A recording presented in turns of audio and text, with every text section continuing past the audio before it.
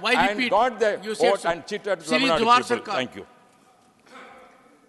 Sir, 10 minutes. Sir, please, sir. This is one opportunity we get in a whole year. Sir, thank you very much. But I would like to start by asking the government, our government, the government of people of India, what exactly is the GDP growth now? The impression that we get is that it is at its highest ever in history, that we are about to reach 5 trillion, 3 trillion, and we will be the number one in no time if we get elected. But, sir, that is not a fact. I would like to place on record that the growth of GDP under the UPA's tenure has been over 8%, 8.1%. And the growth of GDP under this government in the last 9 years has been just 5.5% growth. That's not bad, but it's 5.5, and 5.5 is less than 8.1. This year it may reach a very high level of 7.3, but it does not destroy the averages. We need to be clear about statistics instead of misleading the people. So the problem is, there is a feeling that everything began from 2014. And everything began from 2014, and before 2014 was an era of complete darkness. Complete darkness. The previous 6-7 years, nothing was done. Sir, as you know, as mature people, we just cannot go on quibbling these sentences. We have climbed up to the 4th floor, and now we are climbing up to the 5th. But we need to congratulate ourselves for coming up to the 4th floor in the first place before we talk about the 5th floor. Everything, I have mentioned GDP growth, and what is this 67 years thing? What is this 67 years that I keep hearing? 10 years of that 67 years were in the Janta period, respected Sri Atal Bihari Vajpayee's period.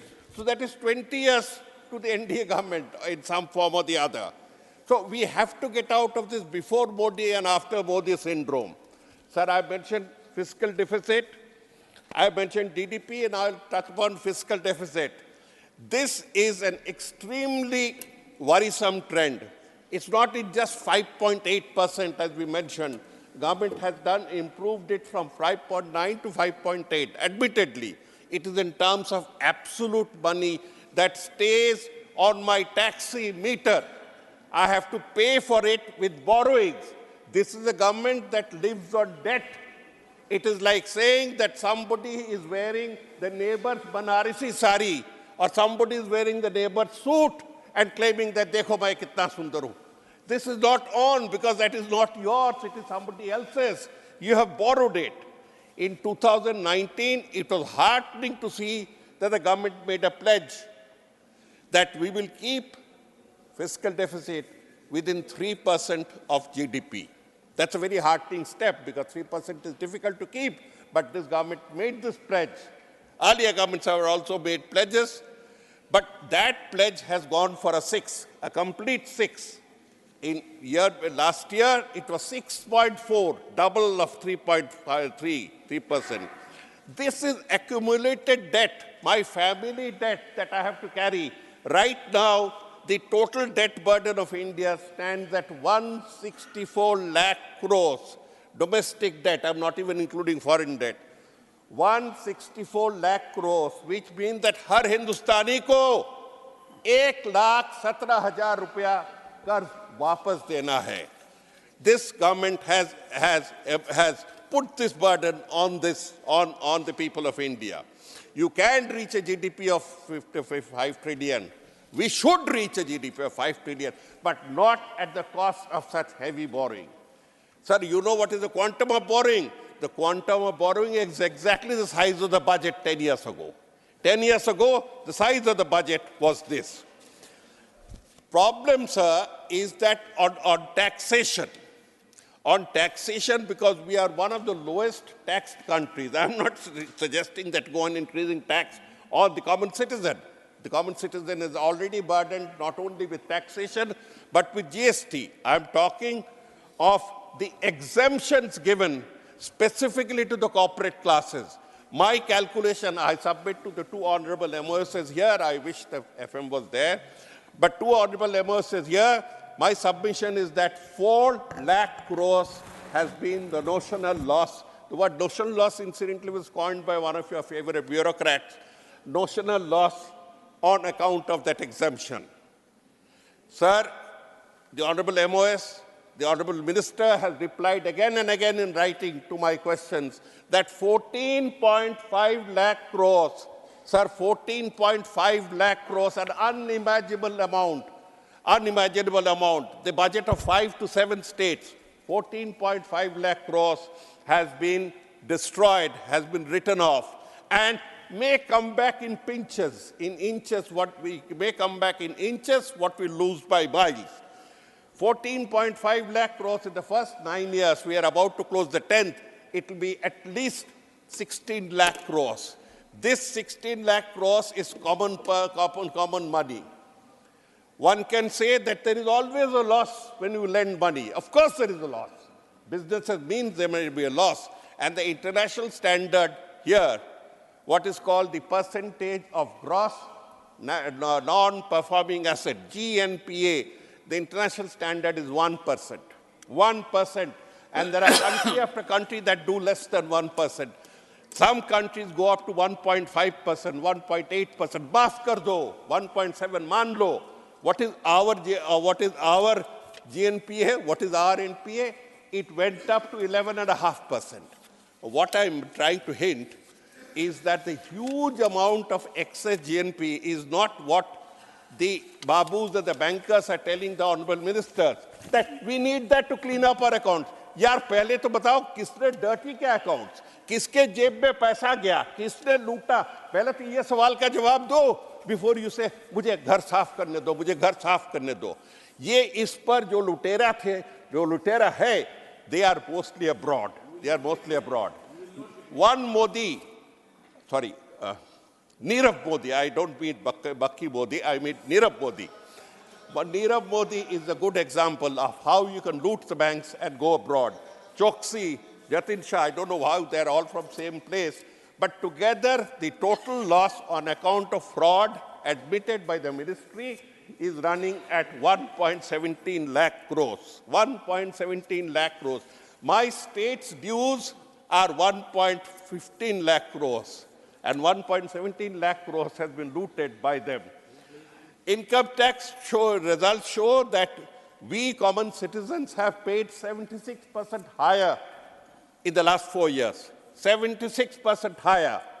And the corporates have paid 24% higher in the last four years. Just see the corporate bias of this government. Foreign direct investment, bada dhoom-dhaam ke bolte foreign direct investment has come. Sir, for your kind information, foreign direct investment has fallen from 3.5% of GDP in 2007-8. 3.5% of GDP in 2007-8 to 1% of GDP now. These are hard realities that we need to consider. It's not a question of a blaming game. This country belongs to both of us. Remittances. We are surviving on remittances of Indian workers and Indian intellectuals abroad. It has reached about 125 billion, according to me. It may be higher. The ministers can clarify. Sir, our problem is our tax to GDP ratio is much too small for a good welfare state. A welfare state that looks after health, that looks after education, that looks after everything needs a higher tax to GDP ratio. And that is something that can be easily, honestly administered on those who possess wealth and who appear every now and then in the Forbes magazine as the first richest man, the second richest man. And we can do it in a very legal manner through taxing the securitization. They pledge the market value of their shares for security against bank loan. Usi point per tax karo. There is nothing unequitable about it. I am not much in favor of wealth tax. It's a regressive tax. But you can always tax it at that point. The state are being continuously deprived, and finance commissions have always given between 41 and 42% devolution to the state. इतने बड़े commission बैठाइए कुल मिला के वो 41% या 42% यही बनेगी. In this is becoming a source of fear, a source of terror what we call fiscal terror has been unleashed on the state. Sir, I am mentioning a person in the House by name, if you say permit, because he has made a statement. You have to give. Okay, sir, I won't mention the name. Please. I will mention that an official of the government of Niti Aayog has said in writing, and it is published everywhere, that against 42% devolution to the state in 2014, when this government came to power, he was asked to cut it down by 10%. By 10% by a chief minister turned prime minister. So this is something that we just can't believe. That the same person who fought for the state, the moment he became PM, said, "Das fizdi kam karo, kato state ko itna mat diya karo." Sir, our state is one of those that has been picked up for slaughter, picked up for terrorism, fiscal terrorism. Tamil Nadu is another, Kerala is another, Karnataka is another. Sir, it is a government of cut and cuts. Food subsidy has been cut by 3.3% this year. Fertilizer has been cut by more than 10%, fertilizer subsidy. Total cut this year. Please conclude. Sir, I'm concluding, is from 5.8 lakh crores to 5.8 lakh crores to 4.1 lakh crores. Education has been cut. Sir, health has been cut. Awas has been cut. Narega has been cut. Where are you spending the money? On capital investment. Capital investment for whom? The capitalist class has been able to give only 10% of the GDP, capital formation, and you are spending money on them. On every sector, there has been a cut. Sir, एक बात कहूँ sir, अगर इधर एक second sir, मेरी हिंदी इतनी अच्छी नहीं, अहंकार में तीन गए, सत्ता, वैभव और वंश. सत्ता, वैभव और वंश ना माने तो देख लो रावण, कौरव और Kans. Thank you, sir. Sir, Jawhar Sircar ji, you are in confusion about Hindi also. आपकी हिंदी बहुत अच्छी है. Thank you, sir. Shri Binoy Visam. Sir. 3 minutes.